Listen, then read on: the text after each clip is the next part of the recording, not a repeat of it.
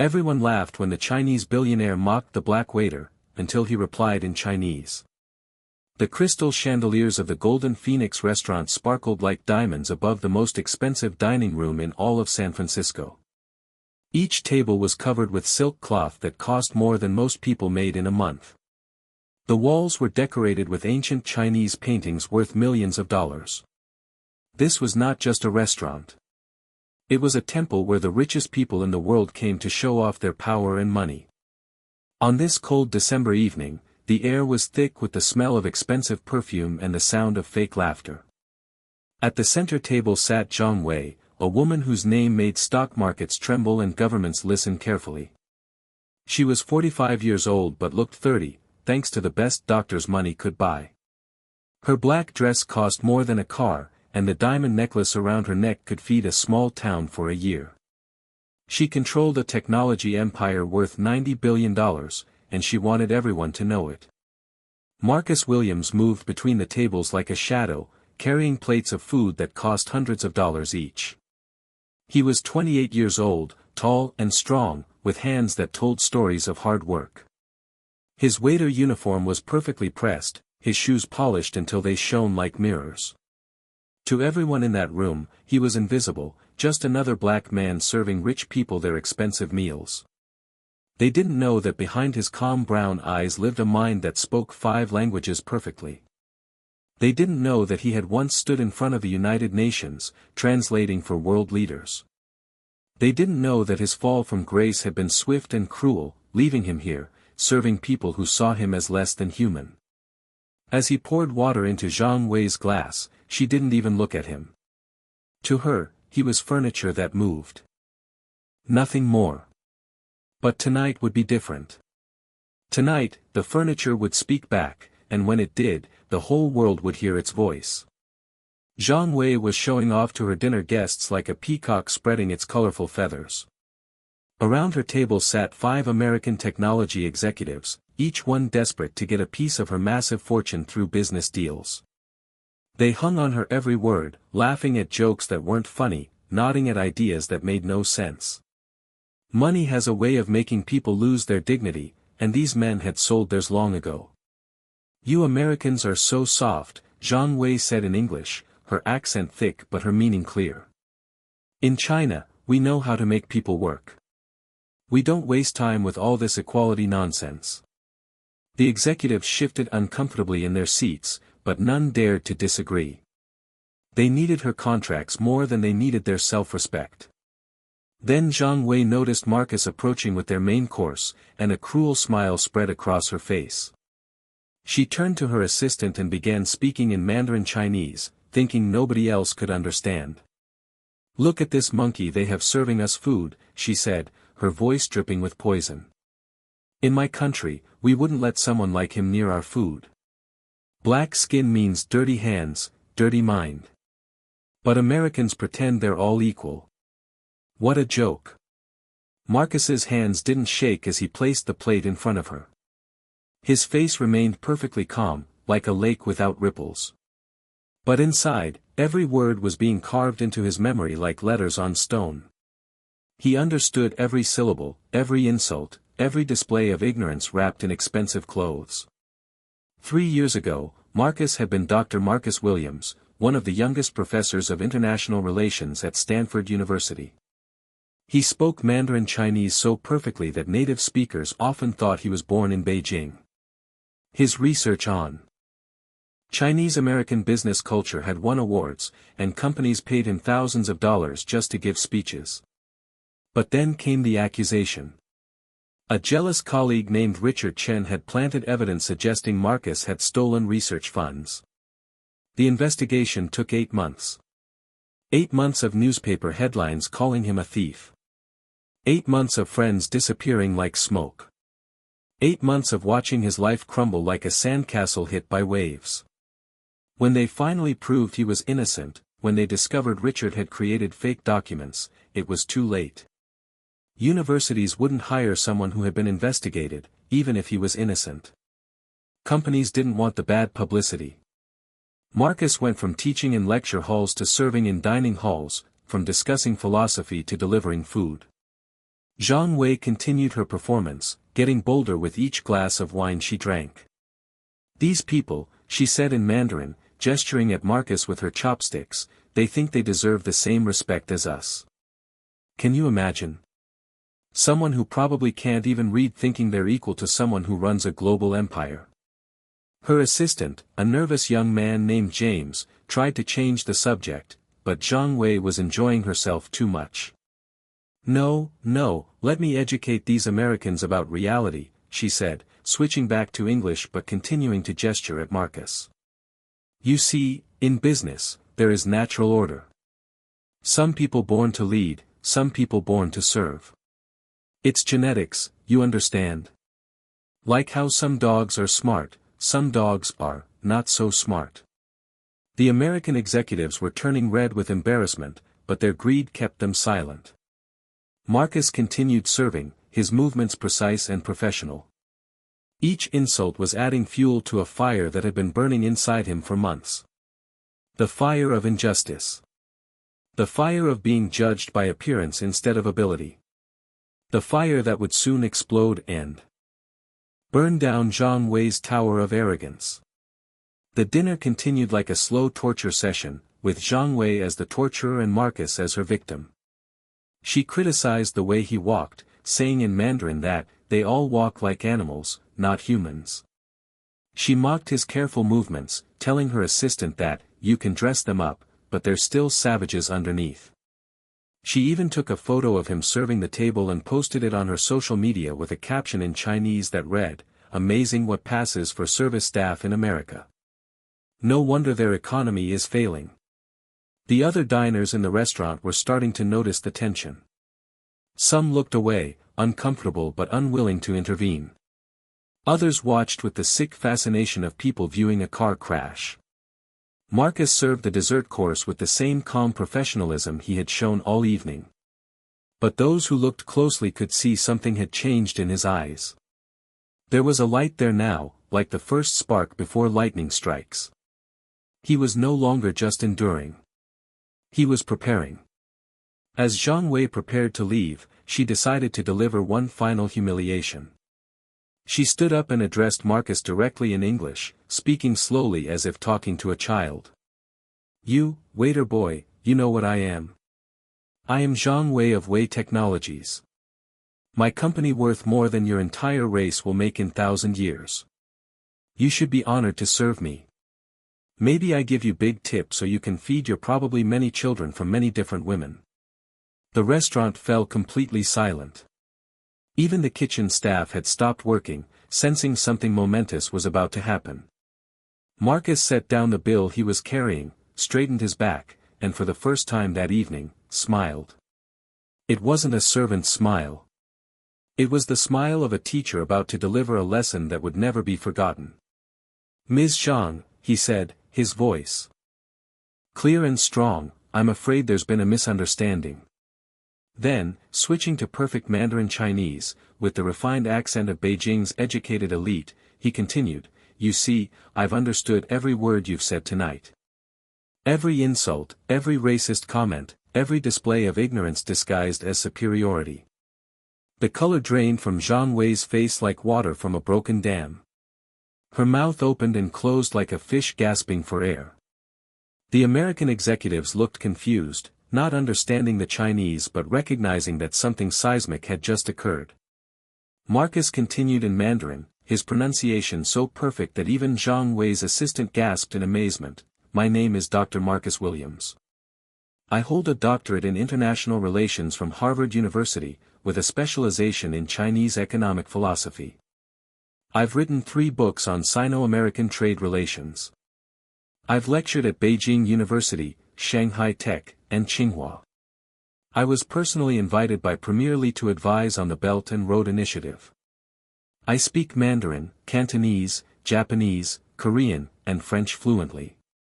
And yes, for the last 6 months, I've been working as a waiter. He paused, letting each word sink in like nails into wood. Not because I'm inferior, but because sometimes life tests us in ways we don't expect. A false accusation destroyed my academic career. But it didn't destroy my knowledge, my dignity, or my worth as a human being. Zhang Wei stumbled backward, grabbing the table for support. That's impossible. You're lying. You're just a... But she couldn't finish the sentence. The words she had been throwing around so carelessly all evening now stuck in her throat like thorns. Marcus pulled out his phone and showed her a photo.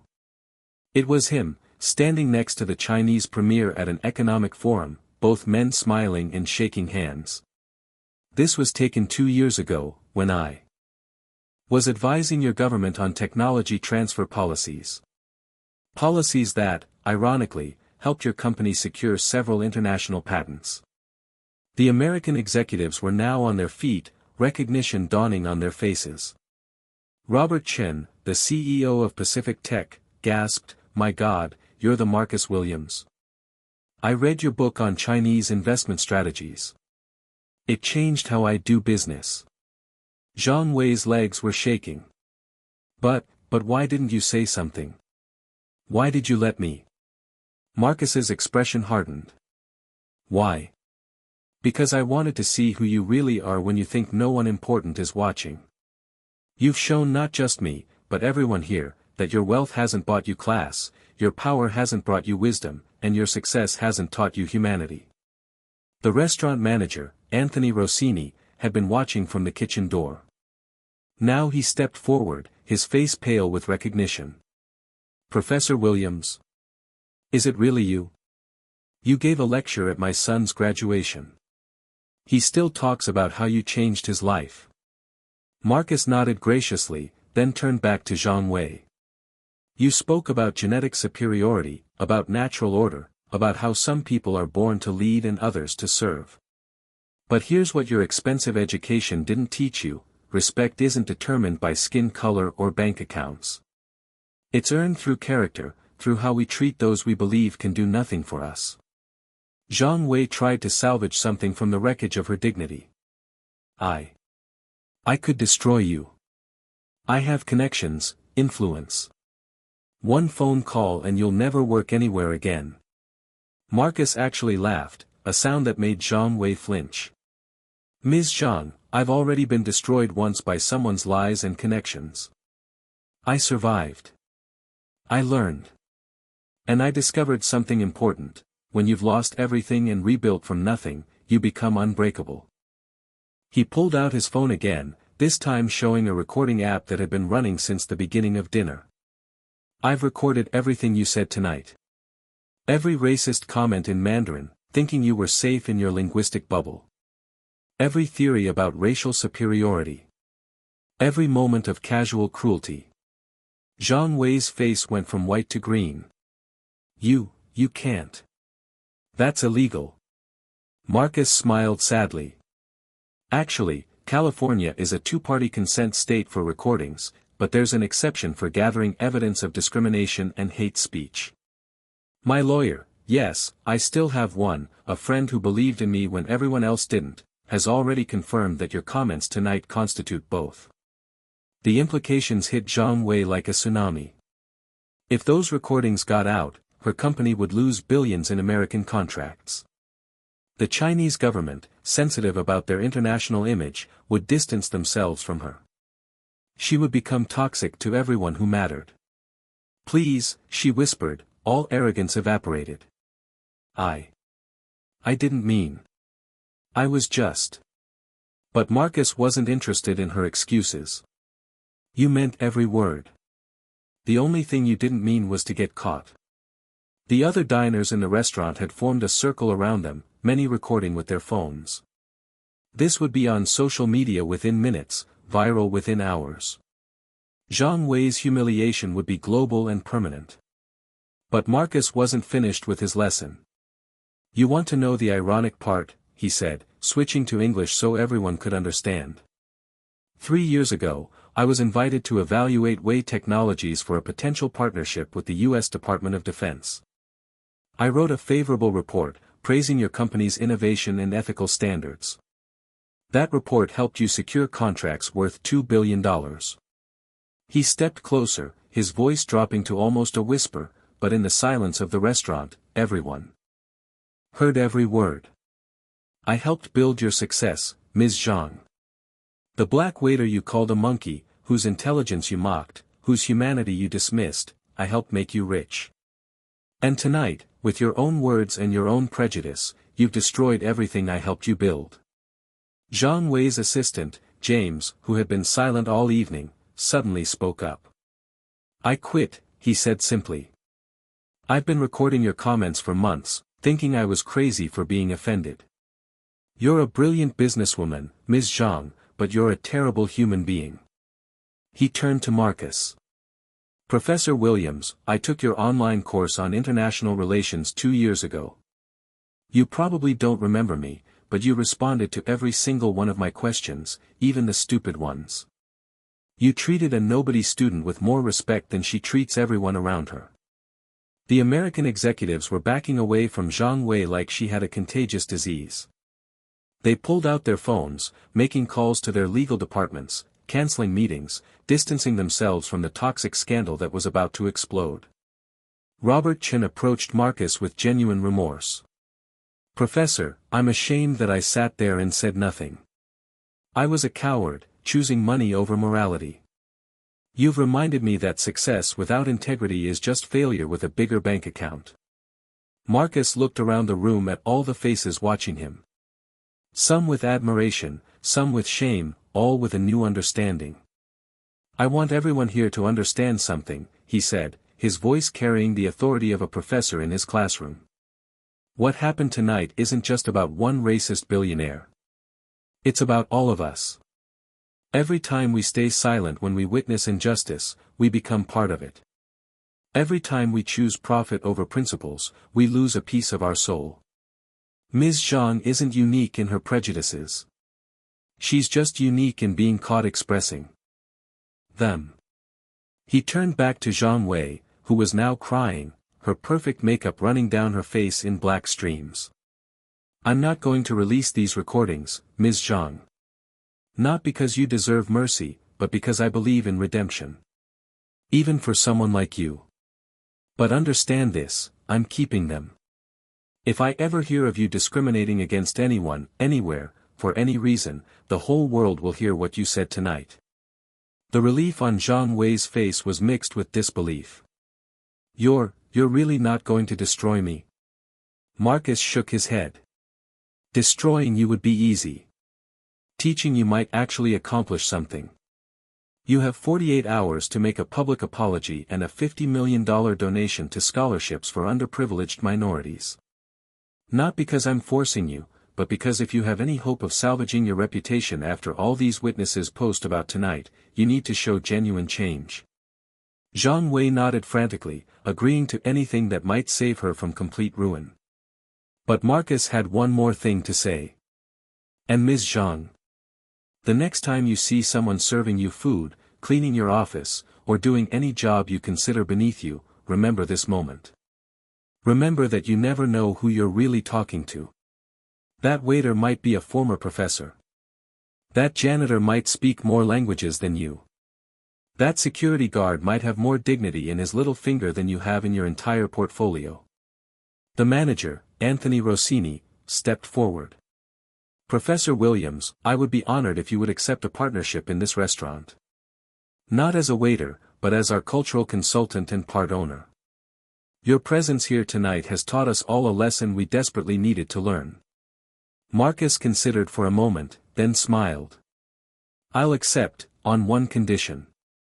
We establish a program where we hire people who, like me, have faced false accusations or unfortunate circumstances. We give them a chance to rebuild, to prove that falling down doesn't mean staying down. The room erupted in spontaneous applause.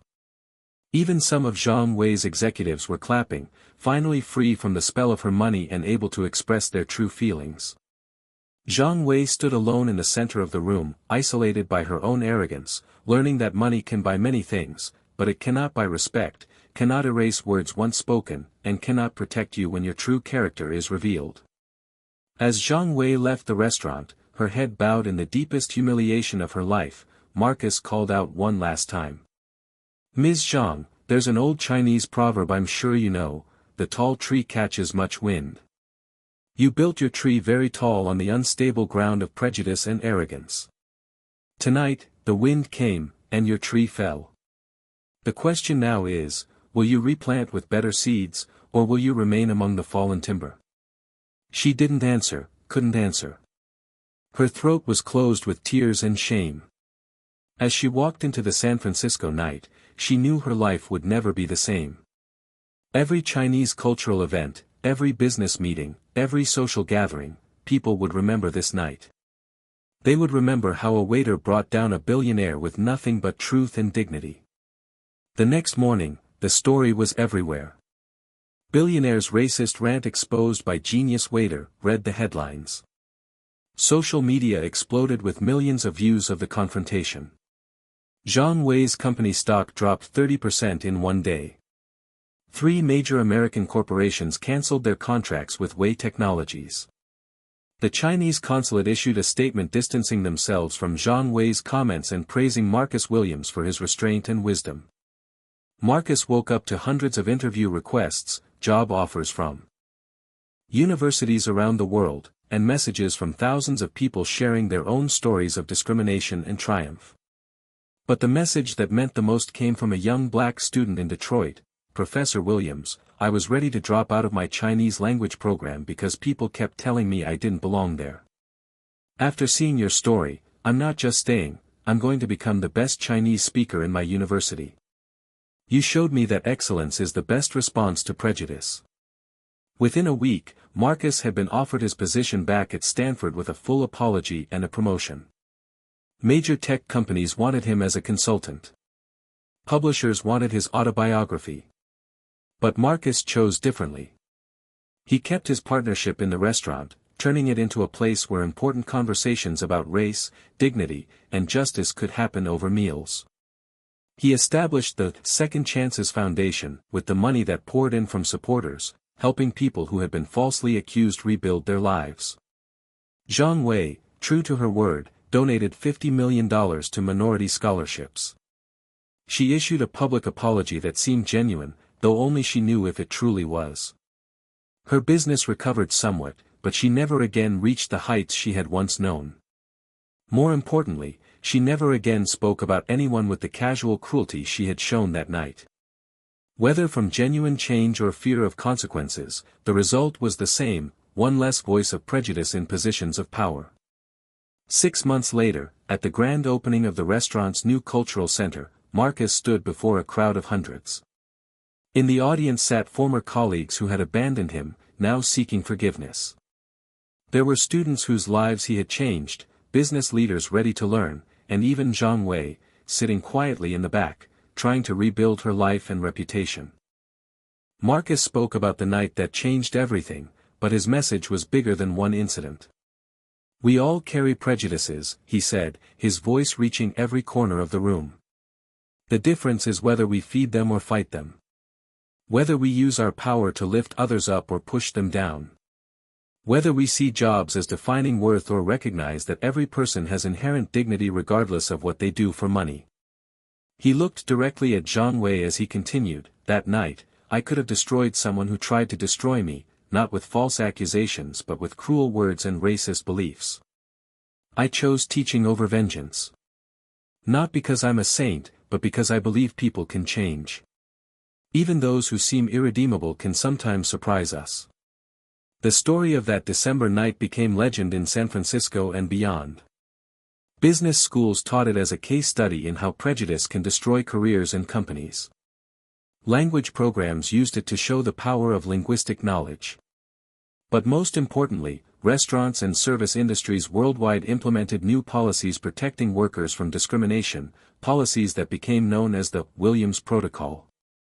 Marcus continued working one night a week at the restaurant, not because he needed to, but because he wanted to remember. He wanted to remember the feeling of being invisible, of being judged, of being dismissed. It kept him humble and human. And sometimes, when new customers tried to treat the staff poorly, he would emerge from the kitchen, smile that dangerous smile, and ask in whatever language they thought was private, would you like to reconsider how you're speaking to my colleagues? The last chapter of this story came 3 years later. Marcus was invited to give a keynote speech at the World Economic Forum in Davos. The topic was dignity in the global economy. As he stood at the podium, looking out at an audience of the world's most powerful people, he saw Zhang Wei in the third row. She had been invited as a reformed advocate for workplace equality, her company now known for its diverse leadership and ethical practices. Their eyes met, and she nodded with what looked like genuine respect and gratitude. Marcus began his speech with a story about a waiter and a billionaire, about assumptions and revelations, about the moment when someone realizes that the person they're stepping on might be the one who could lift them up. The audience listened in rapt attention, many shifting uncomfortably as they recognized themselves in parts of the story. Every person you meet, Marcus concluded, carries universes inside them that you cannot see. The janitor might be a poet. The driver might be a philosopher. The waiter might be a professor. Or they might be none of these things, and that's okay too. Because their worth doesn't come from hidden credentials or secret knowledge. It comes from their humanity. And the moment we forget that, we don't diminish them. We diminish ourselves. As Marcus left the stage to thunderous applause, he thought about the journey from that December night to this moment. He had lost everything, found himself serving those who looked down on him, and then rose again, not through revenge but through revealing truth. Zhang Wei had fallen from her pedestal of arrogance, crashed into the ground of humiliation, and slowly, painfully, rebuilt herself into someone better. Both of them had learned that dignity cannot be taken away by others, only surrendered by ourselves. And both had discovered that the most powerful response to prejudice isn't anger or violence, but the quiet strength of standing tall and speaking truth, even when your voice shakes, even when you're standing alone, even when the whole world seems to be laughing at you. Because sometimes, just sometimes, when you speak your truth in a language others don't expect you to know, you don't just change a moment. You change the world, one prejudiced heart at a time, one act of courage at a moment, one word of truth in an ocean of lies. And that December night in San Francisco, when a waiter spoke back to a billionaire in perfect Mandarin, the world changed just a little bit. Just enough to matter. Just enough to give hope to every person who has ever been dismissed, diminished, or discriminated against. Just enough to prove that justice, though it may take its time, eventually finds its voice. And when it does, no amount of money, power, or prejudice can silence it.